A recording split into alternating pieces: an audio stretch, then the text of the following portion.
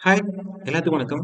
இன்னைக்கு நம்ம டிபிஎம்மோட ஒரு மெயின் பில்லர், அதாவது அட்டானமஸ் மெயின்டெனன்ஸ், அந்த பில்லரை பத்தி தான் இந்த வீடியோல நம்ம தெளிவா பார்க்க போறோம். நீங்க அதுக்கு முன்னாடி நம்மளோட சேனலை சப்ஸ்கிரைப் பண்ணலாம், சப்ஸ்கிரைப் பண்ணி வச்சுக்கோங்க. அதே போல கூட இருக்கிற பெல் பட்டனை பிரஸ் பண்ணி வச்சுக்கோங்க. அப்பதான் இந்த மாதிரி இன்ஃபர்மேட்டிவான வீடியோஸ் உங்களால ஈஸியா பார்க்க முடியும். சரி, ஓகே, வாங்க வீடியோக்குள்ள போலாம். சரி, இப்போ ஜேஹெச் ஜிசு ஹோசன் ஜிசு ஹோசன்னா என்ன? ஜிசு ஹோசன்னா அட்டானமஸ் மெயின்டெனன்ஸ் அப்படின்னு சொல்லுவாங்க. ஜாப்பனீஸ் வேர்டுல நம்ம அட்டானமஸ் மெயின்டெனன்ஸ ஜிசு ஹோசன் அப்படின்னு சொல்லுவோம். இந்த ஜிசு ஹோசன் இருக்கு பாத்தீங்களா, இது வந்து டிபிஎம் ஓட ஒரு முக்கியமான ஒரு பில்லர். ஓகே, இன்னைக்கு நம்ம அந்த பில்லரை பத்த டீட்டெயிலா பார்ப்போம். இப்போ இந்த ஜேஹெச்சோட ஒரு முக்கியமான ஒரு நோக்கம் என்ன? We take care of our own equipment. அதாவது நம்ம ஒரு கம்பெனில வேலை பார்க்குறோம் அப்படிங்கிறப்ப நிறைய மெஷின்ஸ் இருக்கு அப்படின்னு, அந்த ஒரு மெஷின் நம்மளோட மெஷின் அப்படிங்கிறத ஒரு கேர் எடுத்து நம்ம அந்த மெஷினை வந்து மெயின்டைன் பண்ணணும். அதான் இந்த ஜேஹெச்சோட ஒரு முக்கியமான ஒரு நோக்கமே. இப்போ ஃபார் எக்ஸாம்பிள் பார்த்தீங்கன்னா ஒரு மதர் அண்ட் பேபி மாதிரி ஒரு ஆபரேட்டருக்கும் மெஷினுக்கும் இருக்கக்கூடிய உறவு அப்படிங்கிறது அந்த மாதிரி இருக்கணும். சரி, இப்போ ஜேஹெச்னா என்ன?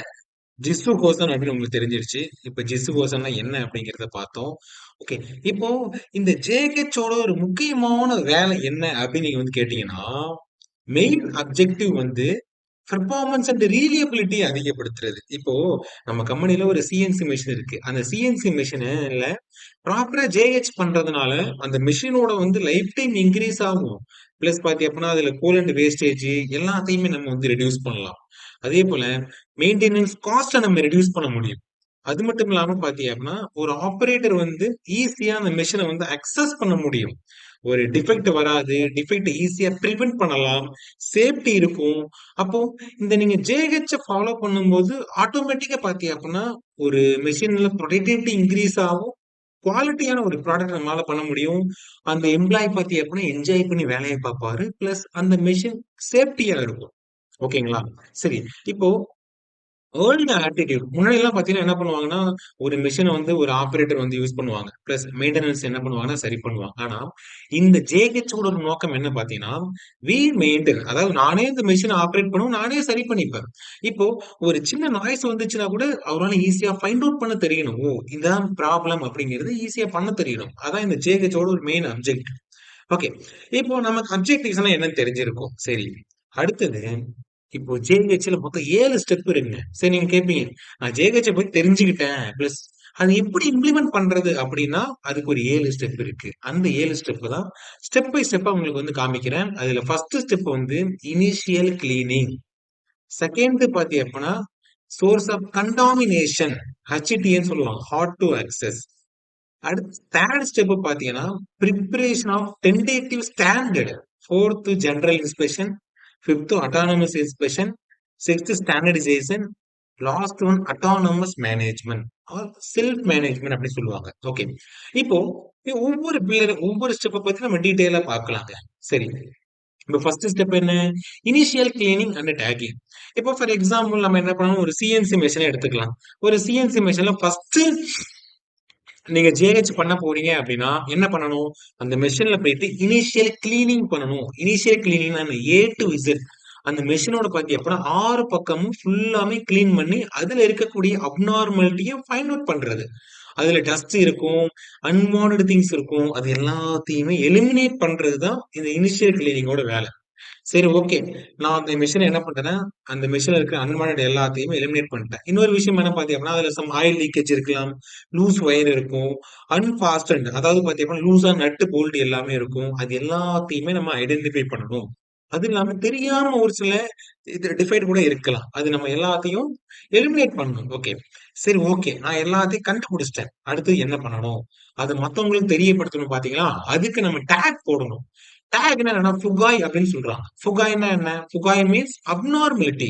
அதாவது அப்நார்மலிட்டியான குறைகள். இப்போ நம்ம ஃபர்ஸ்ட் என்ன பண்ணுவோம்? கிளீன் பண்ணி ஒரு குறைகளை கண்டுபிடிச்சோம். அந்த குறைகளுக்கு ஒரு டேக் போடணும். அந்த டேக் என்ன டேக் அப்படின்னா, இப்ப இங்க பாருங்க. ஃபங்க்ஷனல் டிஃபெக்ட்டா இருக்கலாம், டிஃபிகல்ட் டு அக்சஸ் பண்றதா இருக்கலாம், ஹார்ட் டு லோட், அன்சேஃப். எதுக்கா இருந்தாலும் நம்ம டேக் வந்து அப்ளை பண்ணணும். சரி, இப்போ அந்த டேக்ல 3 வகையான டேக் இருக்குங்க. ஒண்ணு வந்து ஆப்பரேட்டர் டேக், இன்னொன்னு மெயின்டெனன்ஸ் டேக், இன்னொன்னு சேஃப்டி டேக். இப்போ ஒரு மெஷின்ல ஜேஹெச் பண்ணாரு. ஜேஹெச் பண்ண அந்த ஒரு மெஷின்ல ப்ராப்ளம் இருக்கு. அந்த ப்ராப்ளத்த அவராலேயே ஹேண்டில் பண்ணி சால்வ் பண்ண முடியும் அப்படின்னா, அதுக்கு நம்ம என்ன பண்ணணும்? இந்த ஆப்பரேட்டர் டேக், ப்ளூ டேக் போடணும். ஓகே. இப்போ அவரால சரி பண்ண முடியாது. மெயின்டனன்ஸ் சப்போர்ட்டோட தான் சரி பண்ண முடியும் அப்படின்னா, இந்த ரெட் கலர் டேக். சரி, அது சேஃப்டி ரிலேட்டடான இஷ்யூ. அதாவது ஹை ரிஸ்க். ஓகே. அப்ப சேஃப்டி ரிஸ்க் இதுல இருக்கு அப்படிங்கிற சமயத்துல நம்ம எல்லோ கலர் போடணும். அப்போ நம்ம அப்நார்மாலிட்டி கண்டுபிடிச்சு இந்த டேக் போடும்போது என்ன ஆகும் அப்படின்னா, இப்போ ஒரு மெஷின்ல டேக் தொங்கிட்டு இருக்கும்போது, இந்த இடத்துல அப்நார்மாலிட்டி இருக்கு அப்படிங்கிறது ஈஸியா பாத்தீங்க அப்படின்னா கம்யூனிகேட் பண்ணணும். அப்போ இது இந்த டேக் என்ன பண்ணுதுன்னா கம்யூனிகேட் பண்ணுது. இது அப்நார்மாலிட்டி அப்படிங்கிறத சொல்லுது இந்த டேக். சரி, ஓகே. இப்போ நம்ம டேக்க பார்த்துட்டோம். இப்ப இங்க பாருங்க. எக்ஸாம்பிள்ல டேக் பண்ணியிருக்காங்க. ஒரு சில எக்ஸாம்பிள் இமேஜ் நான் உங்களுக்கு காமிச்சிருக்கேன். இதே போல தான் நம்ம வந்து டேக் பண்ணணும். அப்ப இந்த இந்த இமேஜ பார்க்கும்போதே உங்களுக்கு தெரியும். அப்போ இது இவ்ளோ மிஸ்டேக் இருக்கு அப்படிங்கிறது நமக்கு தெரியுது. ஆனா நார்மலா பார்த்தீங்கன்னா, இந்த மெஷின் வந்து நல்லா இருக்கிற மாரி இருக்கும். இப்ப பார்த்தீங்கன்னா, லூஸான போல்ட் இருக்கலாம். இதெல்லாம் மிஸ்டேக் தான். இப்ப இன்னைக்கு வந்து லூஸா இருக்கு. நாளைக்கு ஓவராலா அந்த அந்த டோரே வந்து ரிமூவ் ஆயிட்டு கீழ விழலாம். அப்ப ரொம்ப அன்சேஃபா மாறும். ஓகே. இப்போ டேக் போட்டாச்சுங்க. சரி. இப்ப நீங்க என்ன பண்ணணும்? அந்த டேக்க லிஸ்ட் பண்ணணும். எந்த லொகேஷனு, என்ன ப்ராப்ளம் கண்டுபிடிச்சோம், டிடெக்டட் ஆன் எப்ப கண்டுபிடிச்சோம், அதுக்கான ரெஸ்பான்சிபிலிட்டி யாரு, யார் அத சரி பண்ணா, ரெக்டிஃபைட் அதாவது யார் அத சரி பண்ண போறா, ஸ்டேட்டஸ் அதோட ஸ்டேட்டஸ் என்ன அப்படிங்கிறத நம்ம அப்டேட் பண்ணணும். இந்த மாரி இது இது எதுக்காக அப்படின்னா, ஒரு ஈஸியா நம்ம இவ்ளோ இந்த மெஷின்ல இவ்ளோ டேக்க நம்ம போட்டிருக்கோமா, இவ்ளோ அப்நார்மாலிட்டிய கண்டுபிடிச்சிருக்கோம் அப்படிங்கிறது நமக்கு ஒரு ஐடியாஸ் இருக்கும். ஓகே. இப்போ நம்ம என்ன பண்றோம்னா, அப்நார்மாலிட்டீஸ்ன்னு உங்களுக்கு சொன்னேன். அதுக்கு ஒரு சில எக்ஸாம்பிள் இமேஜ் காமிக்கிறேன். காமிச்சா இன்னும் உங்களால ஈஸியா அண்டர்ஸ்டாண்ட் பண்ண முடியும். இப்ப ஃபார் எக்ஸாம்பிள் பாருங்க. இந்த டிஃபரெண்ட் நட் இருக்கு பாத்தீங்களா? இது எல்லாமே பாத்தீங்கன்னா அப்நார்மாலிட்டி தான். இந்த மாரி இருக்கக்கூடாது. ஒண்ணு எல்லாமே சேம் நட்டா இருக்கணும். ஏன்னா டிஃபரெண்டா இருந்துச்சுன்னா ஈஸியா அதாவது ரிமூவ் ஆயி வரதுக்கான பாசிபிலிட்டிஸ் ரொம்ப அதிகமா இருக்கு. இப்ப இங்க பாருங்க. அது இப்ப டிஃபரெண்ட் வாஷர் யூஸ் பண்றாங்க. இதெல்லாம் அப்நார்மாலிட்டீஸ். இத நம்ம ஃபைண்ட் அவுட் பண்ணி நம்ம இத வந்து சால்வ் பண்ணணும். ஓகே. இப்போ நெக்ஸ்ட் ஒன். இப்ப அதே போல இங்க பாருங்க. ஓகே. போல்ட் ஹெட் பெயிண்ட் பண்ணியிருக்காங்க இங்க. அந்த பெயிண்ட்ட வந்து ரிமூவ் பண்ணியிருக்காங்க. ஏன்னா பெயிண்ட் பண்ணா அது போல்டா அப்படின்னு நம்மளால வந்து ஐடென்டிஃபை பண்ண முடியாது. அதே போல இங்க பாருங்க ஸ்க்ரூ வந்து மிஸ் ஆயிருக்கு. இங்க ஸ்க்ரூவ ஃபிக்ஸ் பண்ணியிருக்காங்க. இதெல்லாம் ஒன் எக்ஸாம்பிள். சேம் இதுவும் பாத்தீங்கன்னா அதேதான். அந்த போல்ட் த்ரெட் ரொம்ப ரஸ்ட் ஆயிருக்கு. அத ரஸ்ட்ட ரிமூவ் பண்ணியிருக்காங்க. அதே போல போல்ட் பெண்ட் ஆயிருக்கு. அத ரிமூவ் பண்ணியிருக்காங்க. ஓகே. இது பாருங்களேன். செயின் கார்டு வந்து இல்லாம இருக்கு. இங்க செயின் கார்டு போட்டிருக்காங்க. அதே போல இங்க பாருங்க கூலிங் ஃபேன் இல்ல. இங்க கூலிங் ஃபேன் போட்டிருக்காங்க. இதெல்லாம் அப்நார்மாலிட்டீஸ். நம்ம இந்த அப்நார்மாலிட்டீஸ கண்டுபிடிச்சிருக்கோம். இப்ப இங்க பாருங்க மெயின் அந்த கேஜ் இருக்கு பாத்தீங்களா? டேமேஜ் ஆயிருக்கு. இங்க வந்து ஏர் லீக் ஆகுது. அப்போ இந்த மாரி அப்நார்மாலிட்டீஸோட நம்ம ஒர்க் பண்ணோம் அப்படின்னா, அது எல்லாமே ரொம்ப அன்சேஃப். இங்க பாத்தீங்கன்னா கேபிள் வந்து ரூட்டிங் ப்ராப்பராவே இல்ல. இங்க பாருங்க கேபிள் வந்து கிரவுண்ட்ல இருக்கு. இதெல்லாம் ஃபார் எக்ஸாம்பிள் அப்நார்மாலிட்டீஸ். ஓகே. இன்னும் ஒரு சில எக்ஸாம்பிள் வந்து அப்நார்மாலிட்டீஸ் இருக்கு பாருங்க. சரி, ஓகே. இப்போ நீங்க என்ன பண்ணீங்க? அப்நார்மாலிட்டீஸ பாத்துட்டீங்க. ஓகே. இப்ப அடுத்தது செகண்ட் ஸ்டெப் என்ன அப்படின்னா, source of contamination and hard to access. அதாவது இப்போ இத அக்சஸ் பண்றதுக்கே ரொம்ப கஷ்டமா இருக்கு. அந்த மாரி ஏரியாவ நம்ம கண்டுபிடிக்கணும். ஏன்னா ரொம்ப டர்ட்டியா இருக்கும். அல்லது ரொம்ப அன்சேஃபா இருக்கும். அப்ப நம்ம அத அக்சஸ் பண்ண மாட்டோம். அப்ப அதனால ஒரு பெரிய ப்ராப்ளம் வரதுக்கான பாசிபிலிட்டீஸ் இருக்கு. அப்ப ஃபர்ஸ்ட் ஸ்டெப் என்ன? கிளீன் பண்ணி டேக் போட்டோம். 2வது ஸ்டெப் என்ன? அக்சஸ் பண்றது கடினமா இருக்கக்கூடிய பிளேஸ நம்ம கண்டுபிடிக்கணும். இப்ப இங்க பாருங்க. ஃபார் எக்ஸாம்பிள் ஒரு டிஃபிகல்ட் டு லூப்ரிகேட். இத உங்களால லூப்ரிகேட் பண்ண முடியுமா? கண்டிப்பா லூப்ரிகேட் பண்ண முடியாது. ஏன்னா வந்து இந்த ஆயில் கியர் பாக்ஸ். இப்ப இங்க பாருங்க. ஈஸியா லூப்ரிகேட் பண்ணலாம். ஆயில வந்து நம்மளால வந்து ஃபில் பண்ண முடியும். ஓகே. எது எதெல்லாம் அக்சஸ் பண்றது கஷ்டமா இருக்கு அப்படிங்கிறத 2வது ஸ்டெப்ல கண்டுபிடிக்கணும். ஓகே. இப்ப இன்னொரு எக்ஸாம்பிள் காமிக்கிறேன். இங்க பாருங்க. இப்ப இந்த செயின் வந்து ரொட்டேட் ஆகுதா அப்படிங்கிற நம்மளால அக்சஸ் ஏன்னா விசிபிலிட்டி இல்ல. அப்ப இங்க பாருங்க. இது விசிபிளா இருக்கு. அப்போ இந்த மாதிரி அக்சஸ் பண்றதுக்கு ஈஸியா நம்ம எல்லாத்தையுமே மாத்தணும். ஓகே. இப்போ 2வது ஸ்டெப் உங்களுக்கு ஓகே. 3வது ஸ்டெப் என்ன? CLIA standard. CLIA என்ன? Cleaning, lubrication, inspection, adjustment. First ஸ்டெப்ப எல்லாத்தையும் கண்டுபிடிச்சு டேக் போட்டோம். 2வது ஸ்டெப்பு எதெல்லாம் அக்சஸ் பண்றது கஷ்டமா இருக்கு அப்படிங்கிறத கண்டுபிடிச்சோம். 3வது ஸ்டெப்பு இதுக்குன்னு ஒரு டென்டேட்டிவ் செக்லிஸ்ட் போடணும். அந்த செக்லிஸ்ட்ட போட்டு நம்ம செக் பண்ணும்போது, ஆக்சுவலா என்ன மிஸ்டேக் இருக்கு அப்படின்னு நம்ம டெய்லியுமே நம்ம தெரிஞ்சுக்கலாம். இப்ப ஃபர்ஸ்ட் ஒன் பார்த்தீங்க அப்படின்னா, இப்ப இந்த ஆப்பரேட்டர் பேனல கிளீன் பண்ணணும். அதே போல ஹெட் ஸ்டாக்க வந்து கிளீன் பண்ணணும். அதே போல டூல் ஹோல்டரை வந்து கிளீன் பண்ணணும். எப்படி பண்ணணும்? என்ன மெத்தடு? அதுக்கு என்ன டூல் யூஸ் பண்ணணும்? ஆக்சுவலி நாட் ஓகேனா என்ன பண்ணணும்? எவ்வளவு டைம் பண்ணணும்? டெய்லி பண்ணணுமா? வீக்லி பண்ணணுமா? மந்த்லி பண்ணணுமா? சரி, இப்ப நீங்க கேட்கலாம். இந்த மாதிரி செக்லிஸ்ட நம்ம வந்து யூஸ் பண்ணும்போது ஆட்டோமேட்டிக்கா நமக்கு தெரியும். என்ன தெரியும்? என்ன மிஸ்டேக் இருக்கு அப்படிங்கிறத நம்ம ஈஸியா வந்து கண்டுபிடிச்சுக்க முடியும். ஓகேங்களா? சரி. அடுத்தது 4வது ஸ்டெப் என்ன? General inspection. இப்ப 3வது ஸ்டெப்பு நம்ம ஒரு அதாவது CL8A, CLIA ஸ்டாண்டர்ட் செக்லிஸ்ட் போட்டு நம்ம செக் பண்றோம். 4வது ஸ்டெப் என்ன? General inspection. ஜெனரல் இன்ஸ்பெக்ஷன் என்ன? OPR ஒன் பாயிண்ட் லெசன் அப்படின்னு சொல்லுவாங்க. ஃபார் எக்ஸாம்பிள் பாத்தீங்கன்னா, ஒரு ஹைட்ராலிக் பிரஷர் கரெக்டா இருக்கா? நுமேட்டிக் பிரஷர் கரெக்டா இருக்கா? இதெல்லாம் வந்து நம்ம செக் பண்ணுவோம். அதுக்கு இல்லாம OPR நம்ம டெவலப் பண்ணுவோம். ஒன் பாயிண்ட் லெசன் அப்படின்னு சொல்லுவாங்க. ஒன் பாயிண்ட் லெசன் என்ன பண்ணணும் அப்படின்னு நீங்க வந்து கேட்டீங்க அப்படின்னா, இது ரொம்ப ஒரு முக்கியமான ஒரு டூலு. பவர்ஃபுல்லான ஒரு டூலுங்க. இது நமக்கு அந்த இடத்த இதுக்கு முன்னாடி என்ன ராங் மெத்தட் இருந்துச்சு, அத நம்ம எப்படி கரெக்ட்டா மாத்திருக்கோம் அப்படிங்கிறத அத எஜுகேட் பண்ணும். இப்ப இங்க பாருங்க, knowledge and skills about the equipment. என்ன ப்ராப்ளம்? என்ன இம்ப்ரூவ்மென்ட்? அப்படிங்கிறத எஜுகேட் பண்ணணும். அதான் இந்த OPL ஓட வேலை. இப்ப இங்க பாத்தீங்கன்னா, இங்க ஒரு OPL இருக்கு. இது வந்து ராங்கா ஒர்க் பண்றாரு. அப்போ இது என்ன பண்ணுது? கரெக்ட்.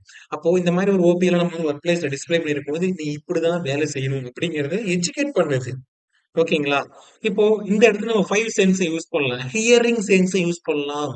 அதாவது பார்த்தீங்கன்னா, ஒரு சில அன்வான்ட் சவுண்ட் வரும். அத வச்சு கண்டுபிடிக்கலாம். என்ன மிஸ்டேக் இருக்கு அப்படிங்கிறத. அதேபோல கண்ணால பார்த்து கண்டுபிடிக்கலாம். ஸ்மெல் பண்ணி கண்டுபிடிக்கலாம்.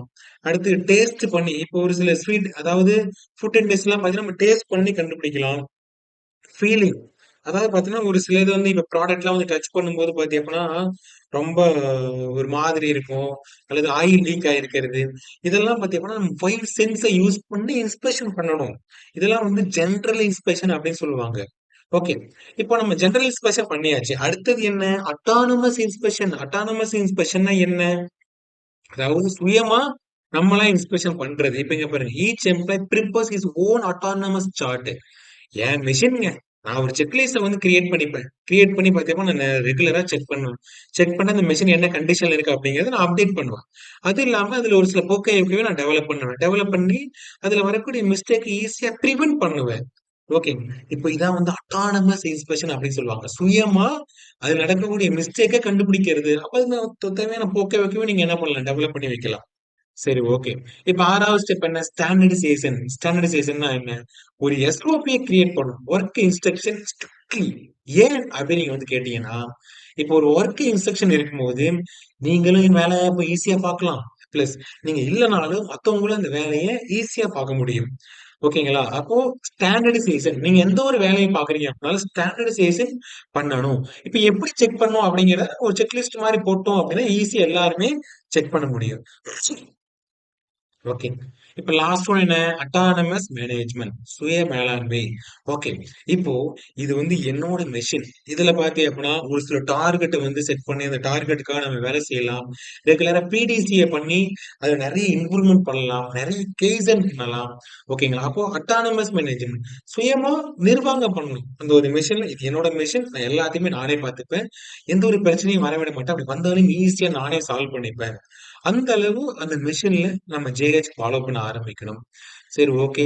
இப்ப JH ஸ்டெப்ப பத்தி ஃபுல்லா பார்த்தோம். ஃபைனலா அதோட பெனிஃபிட் நீங்க JH ஃபாலோ பண்ணீங்கன்னா, ரிலையபிலிட்டி அண்ட் எஃபிஷியன்சி வந்து இம்ப்ரூவ் ஆகும். ஒரு மெஷினோட நம்பகத்தன்மை அதிகரிக்கும். காஸ்ட் குறையும். அது இல்லாம ஒரு எம்ப்ளாயி பார்த்தீங்க அப்படின்னா, இன்னியும் வந்து எஃபெக்டிவா வேலை பார்க்க ஆரம்பிப்பாரு. சேஃப்டி இம்ப்ரூவ் ஆகும். அதே போல அக்யூரசியா இருக்கும். ஒரு ப்ராடக்ட் நம்மளால குவாலிட்டியா வேலை பார்க்க முடியும். ஈஸியா மெஷின் அக்சஸ் பண்ண முடியும். முதல்ல ஹாப்பியா வேலை பார்க்க முடியும். ஓகேங்களா? சரி. நம்ம இன்னைக்கு JDH பத்தி கொஞ்சம் டீட்டெயிலா தெரிஞ்சுக்கிட்டோம். இந்த வீடியோஸ் எப்படி இருந்துச்சு அப்படின்னு சொல்லிட்டு மறக்காம கீழ வந்து கமெண்ட் பண்ணுங்க. இந்த வீடியோஸ் பிடிச்சிருந்தா அப்படின்னா உங்களோட ஃப்ரெண்ட்ஸ் எல்லாத்துக்குமே ஷேர் பண்ணுங்க. இதே போல நெக்ஸ்ட் ஒரு இன்ட்ரஸ்டிங்கான வீடியோட நம்ம அடுத்த போய் மீட் பண்ணுவோம். பை.